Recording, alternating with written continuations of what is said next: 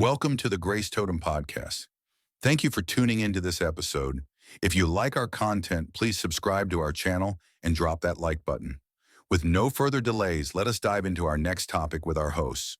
Isn't it fascinating when something from, like, the deep past just pops up somewhere totally unexpected? We were on Reddit recently and saw this really interesting post in a Destiny lore. Oh, yeah. What was it about?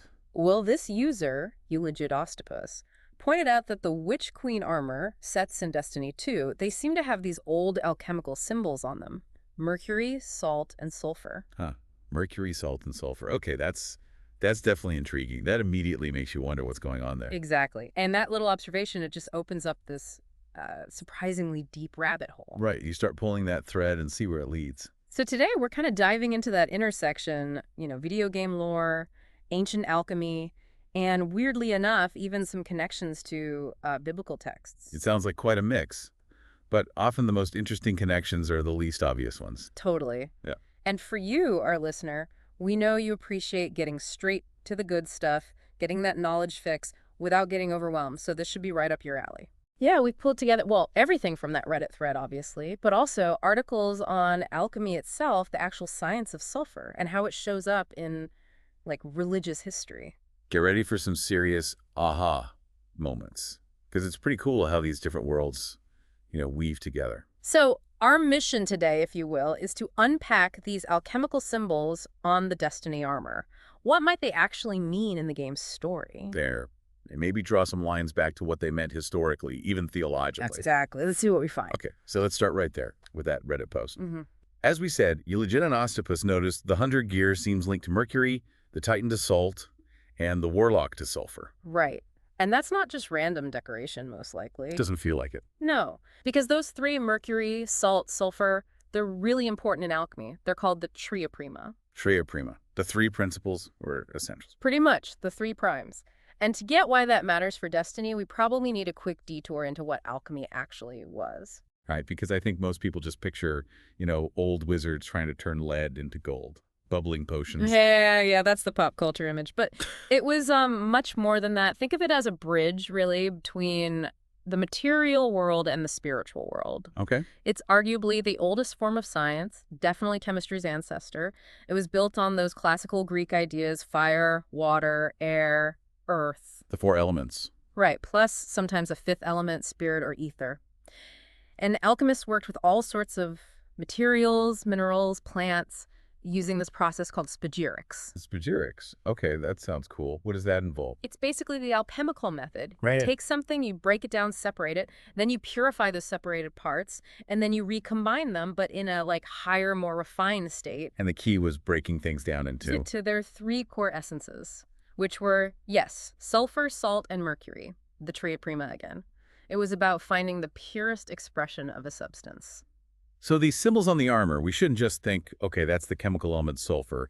Exactly. It's more symbolic, more esoteric. Yeah. You got to think about Paracelsus. He was this huge figure in the 1500s, kind of the father of toxicology. Okay, Paracelsus, what was his take? Well, he took the Tria Prima idea and ran with it.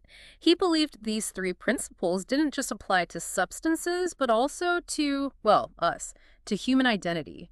A kind of tripartite soul. Whoa, okay. So alchemy reflecting our own inner makeup. How did that work? For Paracelsus, salt, that's a circle with the line through it that represented the body, the physical stuff. The vessel, right. Then sulfur, the triangle over the cross, that was the soul. Think emotions, desires, passions. The fiery part, maybe? Soul is emotions. Interesting. And Mercury, that symbol that looks a bit like the symbol for the planet. Or a caduceus that stood for the spirit. Imagination, moral judgment, higher mind stuff. Body, soul, spirit, sulfur, mercury. That's actually a really neat framework. It is. And he thought this was key to medicine because these principles were in everything living. Makes sense. And the Reddit post mentioned another layer, connecting them back to the classical elements, fire, water, etc. Yeah, that's another way to look at them. Based on their qualities, like, is it hot, wet, dry, cold? You could see them as combinations. So salt might be. Earth and water. Think stable, but holding something within. Okay. Mercury. Water and air. Fluid, changeable, maybe even volatile. Right. And sulfur. Fire and air. combustible, energetic, maybe less tangible. Okay, this is starting to make a lot more sense. Yeah. So how does this alchemical thinking connect back to destiny? The Reddit post mentions soulfire and hive magic. Right. The poster, Eulogy Ostapus, was actually building on an earlier theory someone had floated. Oh. Yeah, the idea that soulfire, that green, spooky hive energy, might be a byproduct of something they called forced evolution through nuclear transmutation and decay. Wow, that sounds intense. Nuclear transmutation. Yeah, heavy stuff. But the core idea was applying this tria prima concept to the soul, or life force, in destiny, which is, based on the light. So the light-based soul could also have 3 parts. Potentially. Maybe a body aspect, like how cells bind together, a spirit aspect, the animating force, and then the immortal soul part, the bit that lasts. And the hive, the bad guys. They fit in how? The theory suggests hive magic is basically a dark alchemy, a twisted version. They transmute their victims, breaking them down, but not for purification, For what then? to produce soul fire. It's like they're hijacking that alchemical process of transformation, reducing things, maybe messing with electrons like the transmutation theory suggested, to harvest light and energy in this really destructive way. So instead of seeking enlightenment, they're using corrupted alchemy for power and destruction. That's the chilling idea, yeah. Yeah. It gives that hive magic a whole different kind of perverse logic. Okay, wow. And the Reddit discussion didn't stop there, right? People started talking about other symbols. Exactly, like that 7-worm star symbol that sometimes appears with the hive. Right. What are the theories on that one? Oh, all sorts. Some thought maybe it represented like universal decay or corruptio rerum in alchemical terms. Some tied it to the developer, Bungie, and their thing with the number 7. Mm-hmm. Others thought maybe it showed the hive worms literally eating the traveler's light. And one person even thought it looked a bit like the alchemical symbol for gold. Gold. That That seems opposite to the hive. totally opposite, which just shows how speculative this all is. But it brings up the whole alchemical process of transformation. Great work, right. And someone mentioned specific stages. Melanosis? Melanosis, yeah. The blackening. That's like the first step, breaking everything down to its absolute basic state, the prima materia. Chaos, essentially. Okay, step 1. Chaos. Then comes leucosis, the whitening. Purification, often associated with sulfur. And finally, xanthosis, the yellowing, which signifies achieving gold perfection, enlightenment. Black, white, yellow, gold. And the commenter linked that to bringing opposites together. Yeah, the idea of reconciling conflicting natures, which, in Destiny with the whole light versus darkness theme is pretty relevant. Yeah, that's a really cool parallel. Was there anything else major from the Reddit thread? Yeah, someone brought up a slight lore inconsistency, or maybe just a question. The symbol has 7 worms, but the original lore only talked about 5 worm gods that the hive serve. Okay, so details matter, and maybe the symbols aren't a perfect one-to-one map. Could be, or maybe the lore evolves, but it's good to keep in mind these are fan interpretations. Then the conversation shifted to connecting the tria prima salt, sulfur, mercury to the light aspects in the game. Solar, arc, and void. Okay, how did people try to map those? Well, there wasn't really a consensus. Some people thought, okay, solar is fire and willpower. Maybe that's spirit, Mercury. Arc is energy, lightning, maybe mental stuff, so body, salt. And void is darkness, rebirth. Maybe that's sulfur. I can see that logic. But others disagreed. They pointed out that emotions are often tied to solar, and in alchemy, emotions are sulfur, soul. And arc, maybe consciousness, could fit better with Mercury, spirit. So it gets complicated fast. Very. And one user made a really good point. They said, if you look online for what mercury and sulfur represent in alchemy, spirit versus soul, you find a lot of contradictory information. Huh. Okay, so even the historical sources aren't always crystal clear. Exactly.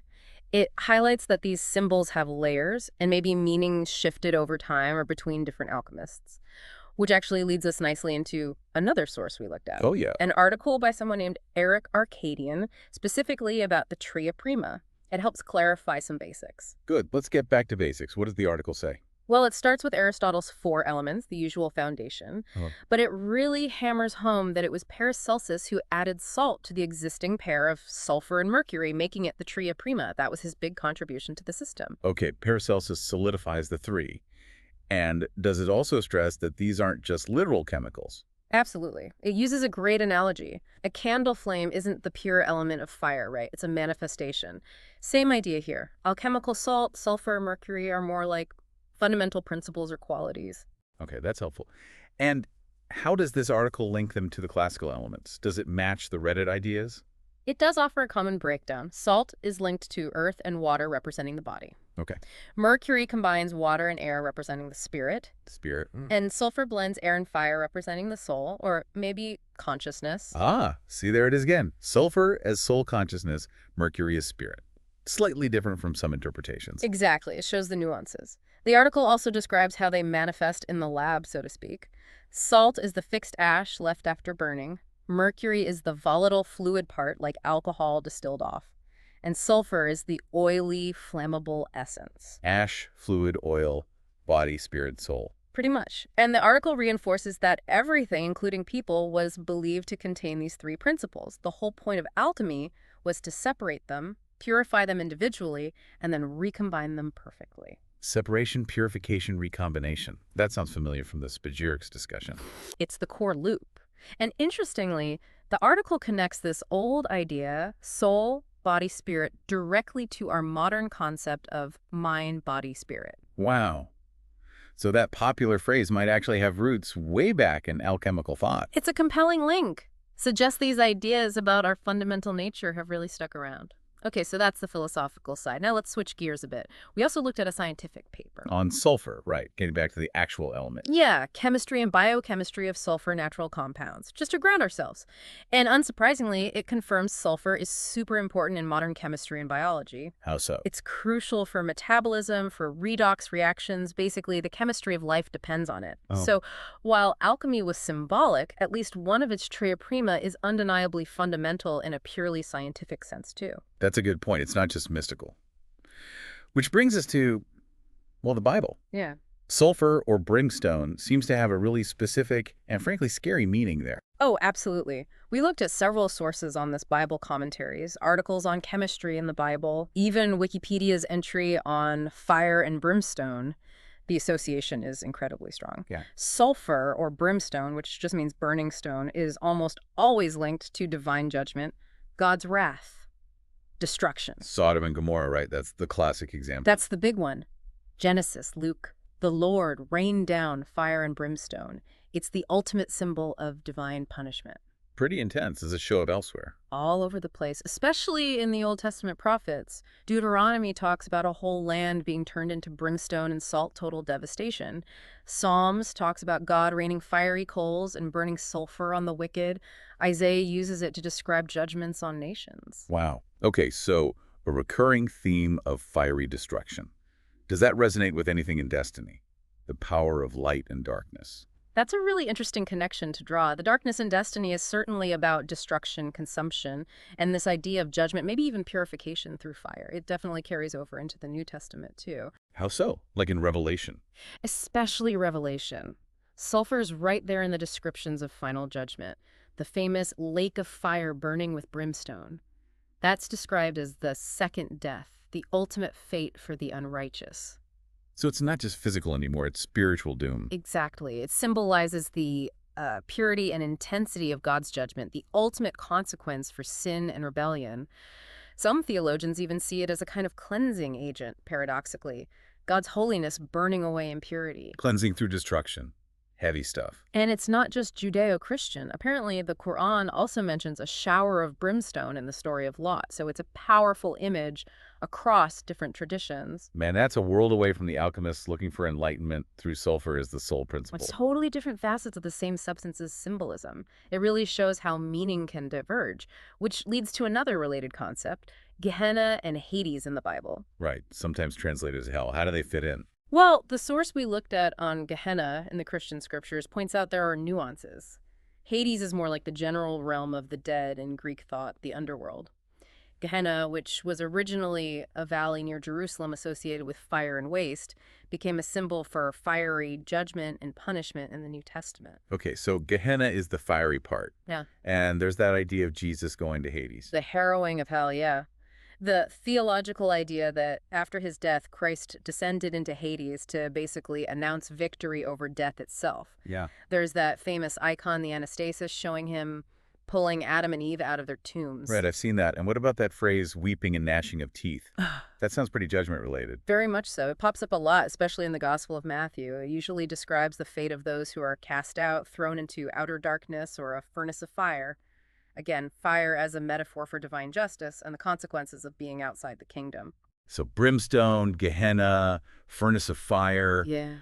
The imagery is consistent. Intense, divine consequence. Okay, let's circle back to sulfur, the element, for a minute. The science sources. What do they tell us about its basic nature and history?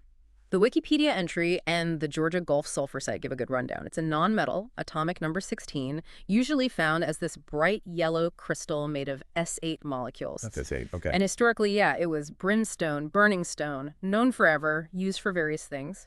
Now, thinking about the Titan armor in Destiny having the salt symbol, and Titans being about defense and structure, but sulfur itself being this fundamental element, does its presence in the Tria Prima maybe hint at something fundamental about the Destiny universe's rules? That's an interesting way to frame it. Not just the class association, but the element's core role. And it wasn't just symbolic or basic chemistry. It was actually used in, like, warfare. Yeah, kind of wild, right? The article Fire and Brimstone, SO2 as a chemical weapon, talks about ancient armies burning sulfur to create sulfur dioxide, SO2. It's a nasty, choking gas. They'd use it in sieges, hoping to smoke out defenders or just make things generally horrible. So it was both an incendiary setting fires and kind of an early accidental chemical weapon. Wow. Again, this duality, essential for life biochemically, but also used for suffocation and burning. Exactly. But the article notes it wasn't super effective as a weapon. Hard to control, dangerous for your own troops too. So it didn't really become a mainstay of ancient warfare. Makes sense. But sulfur itself is still hugely important today, right? Massively.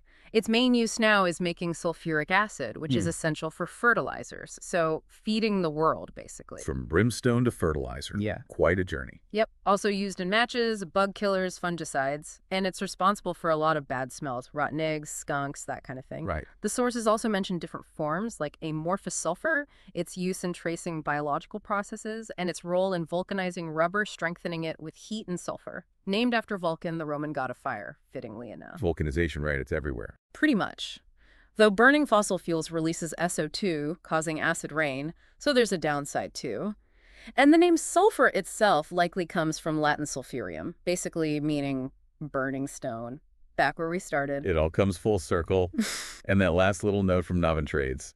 Just a simple reminder, alchemical symbols were codes. They stood for elements, yes, but also compounds, processes, concepts. Which brings us right back to Destiny 2. The fact that these specific symbols were chosen feels very deliberate. It has to be, doesn't it? It strongly suggests these aren't just cool designs. They're meant to tap into this incredibly rich history of symbolism. So, wrapping this all up, it's kind of amazing. You start with video game armor, and you end up connecting ancient alchemy, the Tria Prima, the tripartite soul, to hive magic and soul fire. And then you layer on the whole other history of sulfur itself, brimstone, divine judgment in the Bible, its real-world chemistry, even its use in ancient warfare. It's like peeling an onion. Each layer reveals another connection, another meaning. That's the real aha moment, I think. Definitely. Understanding this stuff, it just adds so much depth to the game's world building.